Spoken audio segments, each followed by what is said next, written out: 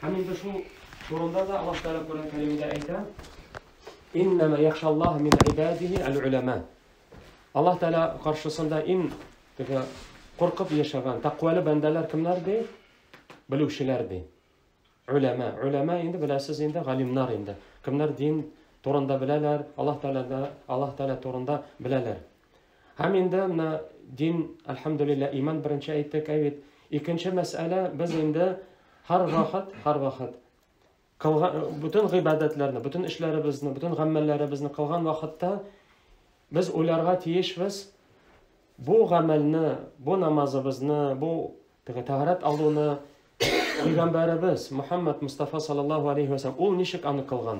Çünkü en birinchi bizning ustoz, en birinchi bizning imam kimning ortidan biz yeramiz, ol Peygamberimiz Muhammed Mustafa sallallahu aleyhi ve sellem. Durust endi Peygamberimizden kelgan şu sünnetlerini bizga kim barib jetkirdi? Galimlarimiz. Durust endi elhamdülillah Allah bizga barib jetkirdi, kitaplarında besh yozilgan. No biz anlarga tiyishmiz en birinchi imam, en birinchi bo'lgan o'rnak bizning uchun ol Peygamberimiz Muhammed Mustafa sallallahu aleyhi ve sellem. Shunga ko'ra endi shol turida unutirga tiyish tug'il biz. Ham endi ibodat qilgan vaqtda, luboy amalni qilgan vaqtda biz endi bulaygina g'adatga kirgan shekilligina o'targa tiyish tug'il biz. Misol uchun endi tahoratlanam. Durust endi o'sha g'adatga kirib ketadi, biz tahoratlanamizda o'ylamaycha ketamiz namozga, balkim namozni o'qigan vaqtda da g'adat shekilligina o'tagina top ma'nolarini qaytmaymiz, tushmaymiz. Lekin endi bizning ibodatlarimiz kamil ravishda bo'lar uchun, ham endi ajr hisoblari tamam ravishda bo'lar uchun biz endi har vaqt shuni esda tutarga tiyishmiz. Kun sayin tahorat olgan sayin, namoz o'qigan sayin, luboy ibodat qilgan sayin shularni boshimizda fikrlarga tiyishmiz, o'ylarga tiyishmiz. Misol uchun tahoratlanu. Nishlab men hozir namoz vaqti yetar ekan, nishlab men shu yo'narga tiyishman, nishlab men tahoratlanarga tiyishman deb shunday o'y bilan tiyish, chunki Alloh taolo menga Qur'onda qo'shadi. Chunki shunday oyati bor, Alloh taolo iymon keltirgan bandalarga murojaat etib, ya ayyuhallazina amanu de. Ey ishongan bandalar de, ida qumtum ilas-solah, namozga azallanu vaqtda, namozlar jetsa, namozga bosam deb yursangiz de, Alloh taolo ayta, faghsilu ujuhakum, bitlaringizni yuving'iz de. Shunday qo'llaringizni tarsatga xatlam включительныйda yuving'iz, boshlaringizni sipag'iz de, oyoqlaringizni yuving'iz deb Alloh taolo qo'shadi. Har vaqt tahoratlangan sayin shu oyatni esga tushirga tiyishmiz. Chunki men bu g'adat etib tukuna tug'il, Alloh taolo menga qo'shgan. Ikkinchi tahoratlangan vaqtda, endi tahoratni olgan vaqtda ham endi luboy qolgan ibodatlar, amallarni qilgan vaqtda ikkinchi masala o'yga tushirga tiyishman Peygamberimiz sunnati sallallohu alayhi va sallam. Chunki u bizga o'rgatib qoldirdi dinimizni. Durust endi Alloh taolo qo'sha, Peygamberimiz u endi bizga borib jetkira, ham endi bizga anlatib beradi. Chunki Alloh taolo в общем aytdi. Shulay yuvg'iz deb. Nishik anon shartlari, nindi vajiblari, nindi farzlari, nindi sunnatlari, andi tafasil, podrobnostlar qo'yla kela, hadislarda kela. Durust hadislarda kela. Shunda endi durust endi biz endi bugungi vaqtda sahobalar shekilli qarab, nishik Peygamberimiz tahoratlanar ekan, bizning Peygamberimiz sallallohu alayhi vasallam nishik namozini o'qiy ekan, andi bizning mumkinchilik yo'q. Lekin endi anon shu traditsiyalar aytdik, sunnatlari bizga alhamdulillah qoldi. Alloh taolo bizga xatlam borib jetkirdi. Bu Alloh taolaning so'zi, Alloh taolo Qur'on Karimda ayta: "Inna nahnu nazzalna zikra va inna lahu lahafizun." Biz de sizga esga tushiruvni, zikr bu endi Qur'on. Zikr endi bu Qur'on bilan hadis, shariat. Shuni borib jetkirdik-de, ham endi o'zimizga vazifa etib oldi biz. Alloh taolo ayta, "Ani saqlarga." Qiyomat kunini xatlam Alloh taolaning dini saqlanib yashak inshaalloh. Shunga ko'ra endi mana biz bugungi vaqtda nishik Peygamberimiz tahorat olgan sallallohu alayhi va sallam ko'ralamiz. Nishik? U bizning bilan yo'q. No anon sunnati qoldi. Biz endi anon hadislarni qarab, o'rganib, bizga g'olimlarimiz o'z kitoblarida o'tirganda aytadilar. Shuning bilan biz o'rganamiz, ham endi tahorat olgan sayin, namoz o'qigan sayin, endi zakat bergan sayin, ro'za tutgan sayin, endi hajga borgan sayin biz endi har vaqt shuni esga tutarga tiyishmiz. Peygamberimiz nişik kılgan sallallahu aleyhi ve sellem. Çünkü Peygamberimiz sallallahu aleyhi ve sellem bütün şeriatta bulgan şu hükümlerini irata bargan. Her birsin. 23 yıl işinde indi bütün şeriatını kamil ravuşta ol irattı. Şuna göre indi şu 23 yıl o'tdi, Kur'an indirildi, hadisler bilan Peygamber iş irattı, aytdı, o'z primeri bilan örneği bilan ko'rsatdi bizga. Şolar bütün hükümler barıp jetkirgach Allah Teala narsa aytdi Kur'an Kerim'de. Bu indi Kur'an'da en azaki ayetlerin birisi indi. Allah Teala aytdi: "El-yevme ekmeltu lekum dinakum ve etmemtu aleykum ni'meti ve raditu lekumul İslam dinen." Allah Teala aytdi: "Bugün de bu indi Arafat günü buldu. Azakatı prashani haj deb aytadilar bit. Peygamber sallallohu alayhi ve sellem haj vaqtida Arafat günü, Cuma günü bulgan. Şol günü Allah Teala şol ayetni indirdi. Bu ayette Allah Teala aytdi: "Bugün de, şol Arafat günü, bugün de kamil ravishda o'z dinimni sizga barib jetkirdim" deydi. "El-yevme ekmeltu lekum dinakum." Şu kamil ravish. Kamil ravish narsa anlatadi. Ay anda yangi kirita turgan hükümler kerakmi? Yangi hükümler kirita kerakmi? Anlardan kesip alu kerakmagan deb o'ylab hükümlerine yaramay. Kamil ravishda bir narsani kiritmaymiz, bir narsani andan chiqarmaymiz. Ham atmamtu alaykum ni'mati. O'zimning ne'matimni de tamam ravishda, tamam degan so'zni anlaysizlar. Полноценно уже. So, tamam ravishda Allah Teala barib jetkirdi o'z ne'matin. Ham endi u aytdi: "Va raditu lakumul İslam dinen." Ham endi bu islom bilan rozi bo'ldim de. Allah Teala o'zining rizoligini ko'rsatadi. Bu din sizning uchun Allah Teala rozi. Shunga ko'ra endi bu din kamil ravishda ham endi payg'ambarimiz bilan nishak eratgan shuni o'rganib qaraymiz, ham endi tahoratlangan sayin shul turunda endi ularga tegishmiz.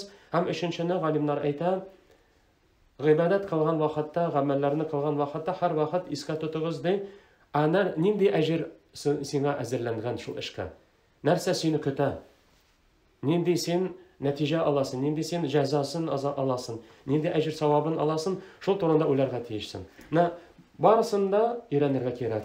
Barısında o'qib, eshitib, har vaqt endi shuni esda tutib, niyatlab endi tahoratlangan sayin Peygamberimiz sallallohu alayhi ve sellem aytadi. Bu hadislar endi ko'p hadislarda kela, mana birisi endi Osman radhiyallohu anhu. Bilasizlar, Osman radhiyallohu anhu bu sahaba, o endi anarga suv ketirdilar. O endi Allohga aytadi: "Men de sizga hozir ko'rsatam de, nechuk payg'ambarimiz tahoratlandi. Nechuk tahoratini oldi deb ko'rsatam" dedi. Tahoratlandi, полностью tamam ravishda. Shundan aytib qo'ydi: "Kim deyman, men de hozir tahoratlandim, nechuk payg'ambarimiz tahoratlandi. Kim de shunday tahorat olsa de, ham endi ikki rakat shunlardan namoz o'qib olsa de, g'ufira lahu ma taqaddama min zambihi de. Onun gunohlari yuvilashadi." Qarag'iz, naga hatlam kelgan gunohlari yuvilashadi. Durust endi g'olimlar aytadi, bu gunohlar bunda balakay gunohlar turida so'z bor. Chunki zo'r kabair deb aytadilar, zo'r gunohlarga tavba kerak. Ammo bunda endi balakaygina bo'lgan xatolarimiz, turli bo'lgan gunohlarimizni Alloh taolo shuning bilan yuvar. Ikkinchi hadisda narsa aytadilar: kimda tahoratlansa de, tamam ravishda shunarsinda tahoratlanib bitgach, ashhadu an la ilaha illalloh wahdahu la sharika la va ashhadu anna Muhammadan abduhu va rasuluhu so'zini aytsa de, qiyin tug'ildi, aytdi. Necha sekund o'tdi. Shu so'zini aytsa de, anarga de axiratda jannatning butun jannat bog'chalarining butun qapqalari ochilashadi. Ham aytadilar: "Nindi qapqadan kirsin, shunlardan kirdi." Qarang, nindi zo'r jazo, nindi zo'r ajr savob balakay bo'lgan bir ishga. Lekin qarang, balakay ish edi. Akimiz o'ti, nutamiz, deganlar bilan nutala bir ishlardik, ikkinchidan nutib, qarang, shayton tilami. Aytdi, u bizni bilan kurasha, u tilami bizni jannatga, bizni tilami. Shunga ko'ra endi turli o'ylar kiritib, nutolib, biz shu ayberlarni qoldiramiz. O'ylab qarasam, jengil ayberlar aytdi. Shu jengil ayberlarni har vaqtgina o'tab kelsam, kunina minimum deb aytadilar, 5 martaba tahoratlanamiz. Har vaqt shu so'zlarni ayta tursak, aytdi. Qarang, gunohlar yuvilar, jannat bog'chalari ochiladi bizning uchun. Bu taharat kına. Ali namazı da başlanmagan. Namaz için indi. Şunun şekilde iskalarga tiyişimiz. Allah Teala bizga bu namazını koşkan. Min bu namazımını okuyum nişik Peygamberimiz sallallahu aleyhi ve sellem minga öğretken. Çünkü ol kaşan sahabelerga namazın öğretken vakitte onlar aytkan. Sallu kema ra'aytumuni usalli. Okuyunuz de namazını nişik min sizga, nişik siz görəsiz, nişik min sizin için okuyum de. Ol bizim için öğretti. Ol даже minbar бар бит. Minbarga basıp namazını okugan. Күрсәтер için. Kişiler күрсен de. Şuna göre indi mına şol әйберләрне һәр вакыт biz öğrenirge tiyişбез. Һәм инде, дөресен әйткәндә, bir ишетеп калдык, bir дәрестә шул bir хәзрәт әйтте, ул онытыла. Галимнәребез әйтә инде, менә шул гыйлемнәрне фиксировать надо ди. Язып барырга кирәк. Чөнки bir ишеттән шуны онытылды. Язсагыз, ул сездә уже зафиксировано торып калды. Дәфтәрдә любой вакыт ачасыз, искә төшердегез, танда шуны кулланасыз. И азакы нәрсә әйтәсем килә иде. Инде монда әйтелде, әлхәмдүлилләh, бу бик шатлы хәбәрләр, әлхәмдүлилләh. Мәчетләребездә дәресләр алып барыла, балалар укый, әбиләр, бабайлар укый. Әлхәмдүлилләh, бу бик яхшы хәбәр. Чөнки гыйлем таралса, динебезне өйрәнсәк, безнең балаларыбыз өйрәнсә, безнең киләчәк булачак иншалла. Әлеге вакытта без инде шул дәресләрне үткәрмәсәк, кызганычка каршы инде безнең киләчәк булмаячак. Чөнки без өйрәтмәсәк, бу балаларыбызны кем өйрәтә? Урамда өйрәнәләр. Я интернет хәзер бар. Теләсә нәрсәгә өйрәнәчәкләр. Шуңа күрә инде без инде тизрәк, без беренче буларга тиешбез. Без беренче дөрес тәрбия, дөрес гыйлем калдырсак, шул киләчәк буыннарга киләчәк булачак иншалла. Калдырмасак, белмим инде. Алла сакласын, нәрсә булып бетер. Именно шул гыйлем алган вакытта бер әйберне аңларга тиешбез барыбызда. Менә бу гыйлем дөрес ният булса, ихлас ният булса, дөрес гыйлемнәр алынса, дөрес гыйлем нәрсә ул?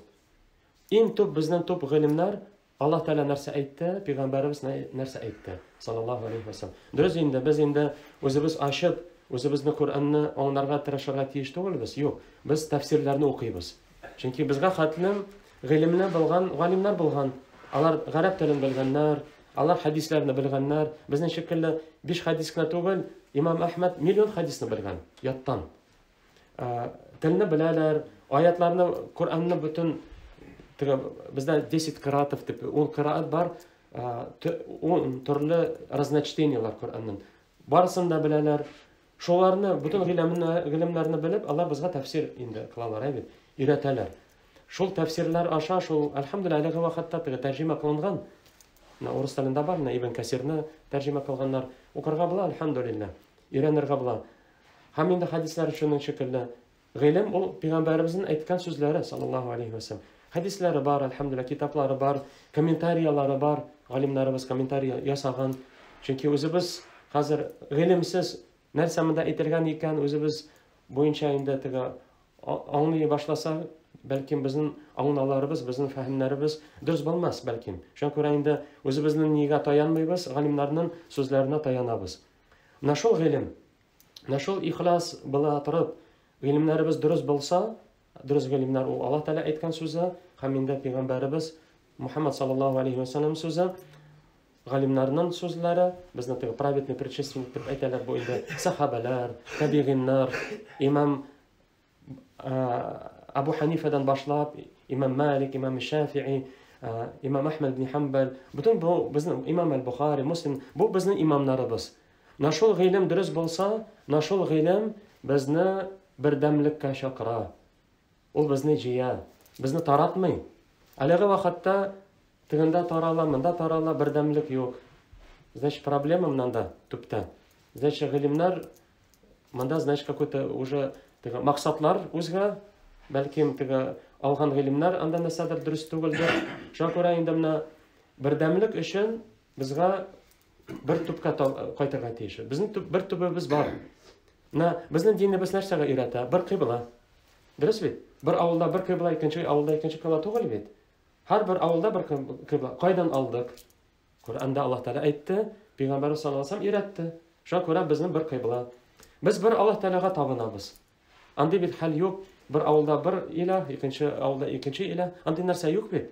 Дөрес, әлхәмдүлилләh, без барыбыз да bir Аллаһ Тәалага гына табынабыз. Namaz vaqtlari bir, namazlar bir. Bir avulda 6 namaz, ikkinchi avulda 10, андай narsa yo'q. Baribizda 5 vaqt namozni o'qiymiz. O'rozalar kelib jetsa, bir Ramazon oyi, durustmi? Haj vaqtida bir haj qilamiz. Shuning shekilli butun dinimizda bir. Durust, endi menda raznoglasiyalar ketadi, menda raznoglasiyalar ketadi. Shul raznoglasiyalar ketgan vaqtda narsaga qaytarga tegishmiz. Azag'ында shul oyat bilan tamomlayman so'zimni. Alloh taolaning shunday so'zlari bor. Bu endi Nisa surasida, Xotinlar surasida Alloh taolo aytadi: "Ya ayyuhallazina amanu." Murojaat etakimga, ey ishongan bandalar, bizga. Murojaat etakimga bizga. Alloh taolo bizdan narsa talab etadi. Ati'ulloha, qarag'iz, itoat qiling'iz de, bo'ysunig'iz de. Alloh taolaga va ati'ur rasul, bo'ysunig'iz, itoat qiling'iz aning elchisini, payg'ambarina Muhammadga sallallohu alayhi va sallamga va ulul amri minkum. Üçüncü martaba glagol fiil aytmadi, bo'ysunig'iz de. Prostagina aytdi va ulul amri minkum. Nanda glagol keldi, bo'ysunig'iz de. Bo'ysunig'iz, Alloh taolo bo'ysunig'iz. Payg'ambarimizga sallallohu alayhi va sallamga bo'ysunig'iz. Üçüncü ulul amri minkum Alloh kimlar? Amirlar ham g'olimlar. Amirlarni bilasizlar, bu pravitellar. G'olimlar, g'olimlar endi uchonlar. Munda endi Alloh turunda aytgan vaqtda bu glagolni qavatlamadi, 3-marta qavatlamadi.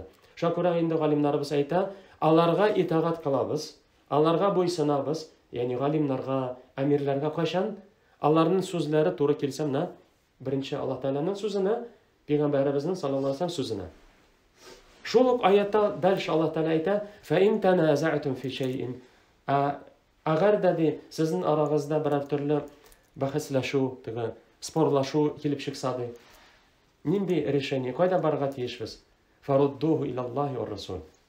Alloh taolaga qaytarig'iz de, payg'ambarimizga qaytarig'iz de. Shu, mana shu oyatdan belgili, ochiq kelish Alloh taolo aytadi, qayda bizning решение. Разногласия bor ekan, u разногласияларga tegishli. Yar Alloh taolo baribizga da tavfiq bersin. Dinimizni durust etib anglab, Alloh taolo bizga baribizga da ixlos ko'ngillarimizni solsin. Bütün ishlarimizda qabul bo'lsin. Izg'il amallarimizga Alloh taolo ajr savoblarga erishirga nasib etsin. Va sallallohu alayhi va sallam ala nabiyina Muhammad va ala alihi va sahbihi ajma'in.